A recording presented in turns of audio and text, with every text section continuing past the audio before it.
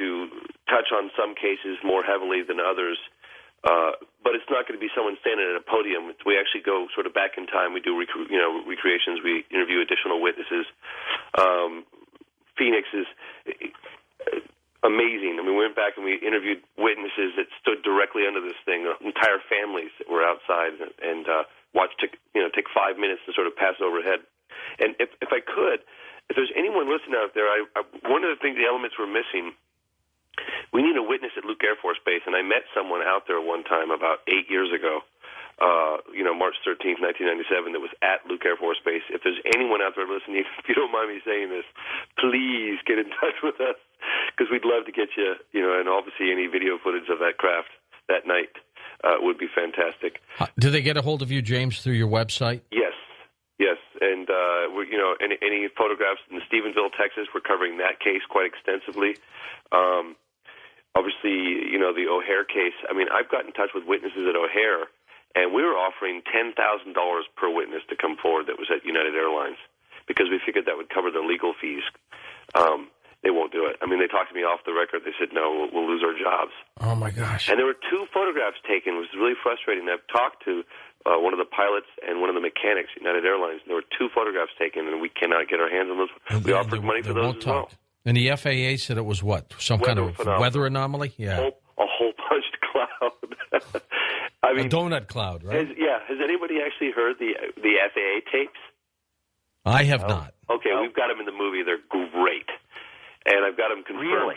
Oh, wow. God. Are you kidding me? You got to hear this stuff, you guys. James, what are you holding back on me for? Well, no, I'm coming out. They're coming out with the movie in a couple months' time. But these are they're live while it's happening. This woman saying, I'm not hallucinating, I'm not drunk, and I'm not crazy. There's a disc hovering over Terminal 17 at United Airlines right now. And it's being photographed and seen, and the guy's going, you mean a Frisbee?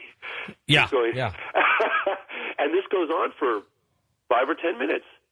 Wow, James, this film has some real potential to make some breakthroughs. Oh, my gosh. We hired Richard Hall to, I said, look, find me the best photographic, video, and film evidence that exists today.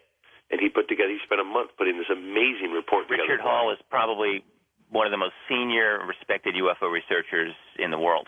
Yeah. He knows his stuff. Yep. So he put together a list, and then, of course, Leslie Kane has been spending painstakingly contacting each and every person that owns or is in possession of this stuff. It's all going to be, thoroughly vetted material. And that's why another reason why I'm kind of putting this out there to anyone listening. If they have really good, unambiguous footage, not little blobs of light, which very well might be something very interesting, but we need it very unambiguous. Points of reference is always preferable. That's the kind of stuff we're doing. We're trying to put together the best of the best. Richard got one of the most perplexing phone calls during my open lines a few months ago. Someone called in and said, George, if the UFOs want to be secret, because they're obviously not landing on the White House lawn, why do they have lights? Isn't that interesting? Yeah, there's all of these perplexing questions. I think the lights in some cases might be an effect of power generation of their craft itself. They probably can't help it. It might be like a plasma. I spoke with one very, very technically, scientifically knowledgeable researcher who's looked into this, and his belief is that in many cases, what look like windows on the craft, lighted windows, are in fact the result of a plasma generation field. I talked to a fighter pilot in France who explained that exact thing to me. Oh, really? It was blinding light coming out of what looks like windows. But let me say something really quickly, you guys. I got a phone call from this guy, and I'm gonna say his name, Richard Clark. He's the former. Richard Clark? Sorry, Chuck Clark. I'm so sorry. Okay. Richard Clark was with... He was living out in Racine, Nevada in the 90s, and even in 2000 up to 2003, 2004. He called me one time. He said, James, you got to see what I've got. I said, what is it? He said, I've got some footage that's going to knock your socks off. I said, really? And he said, that good? He said, trust me, this is as good as it gets. So I dropped everything, got in my car, and I drove straight to Racine, Nevada, and I get to this guy's place. And he puts this thing on for me, and I promise you I saw this with my own eyes.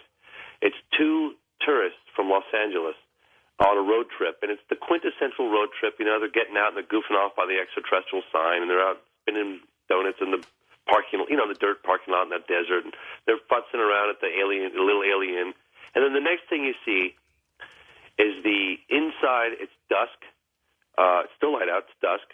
The inside of the car, and they're arguing back and forth, and you see this very ominous light source directly above them that looks like the source itself is kind of wobbling because the shadows are eerily kind of moving on the inside of the car, but quiet. You can hear a pin drop. Mm-hmm. And there's a guy's about 30, and the other kid's about 18, and the 18-year-old's got the camera, and he said, "I'm going outside to film it."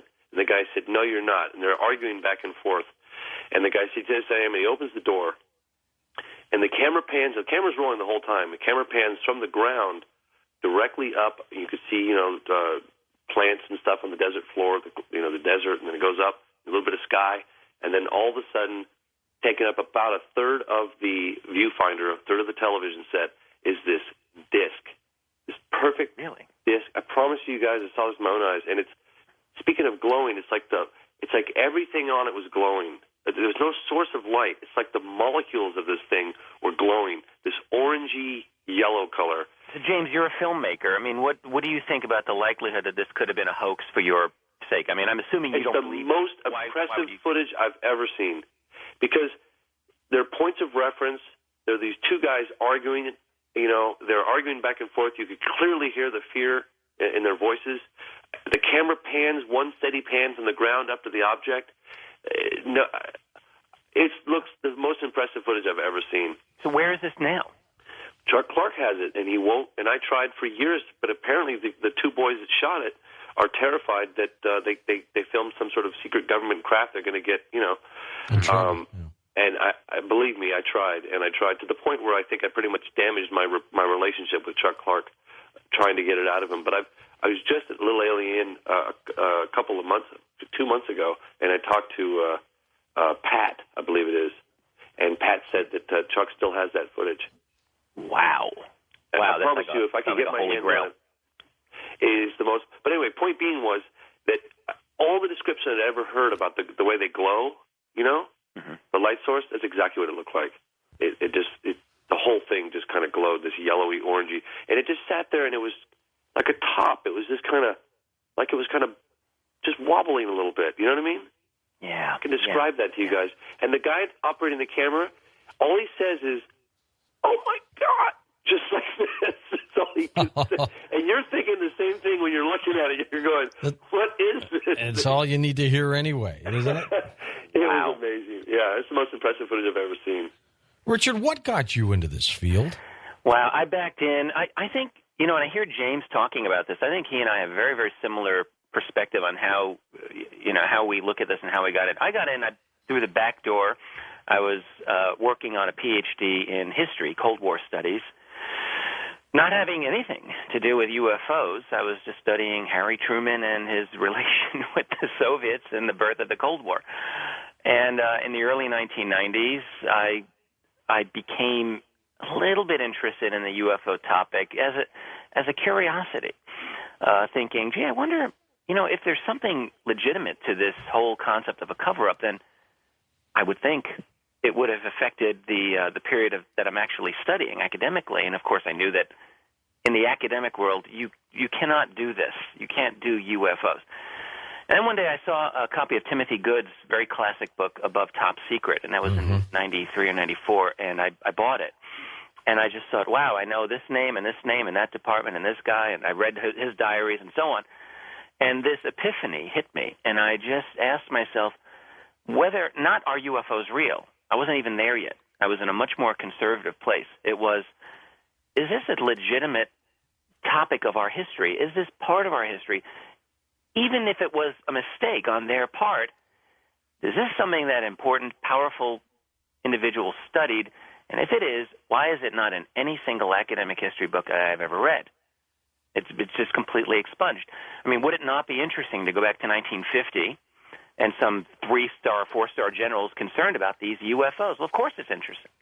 And so on that basis alone, I thought I want to see, what can I learn about this? Is there a good argument that the believers make? What's the best documentation one can use? And that was 15 years ago. I thought it would be a 3-month project, and it's taken the rest of my life. When the U.S. Air Force released